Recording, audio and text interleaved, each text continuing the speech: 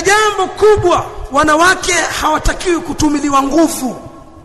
Tuambizana, wanawake sio kupiga piga hawa.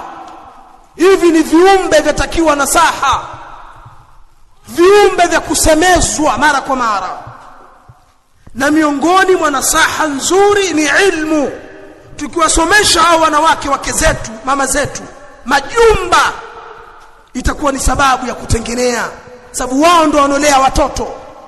Hasa sisi humu watu tunakwenda mashambani, tunafanya biashara, yeye ndio yuko na mtoto. Yeye ikiwa na ilmu, mwanamke anaswali, anajua hili halali, hii haram, hii shirki, hii tauhid, hii sunna, hii bid'a, huyu mwanamke atalea kizazi kilichokuwa bora. Umesafiri, haya swali mtoto, tia udhu, ataka kula kwa mkono wa kulia, shamaliza kula, soma dua ya kula. Kabla ya kula sema bismillah, anatoka nyumbani, sema dua ya kutoka nyumbani. Ameingia, soma dua. Unaingia chooni, soma dua. Unataka kulala, hebu soma dua. Umeamka, soma dua. Mwanamke atakiwa tumsomeshe. Mwanamke atakiwa asome. Na mwanamke ajue salama yake ni yeye kusoma dini.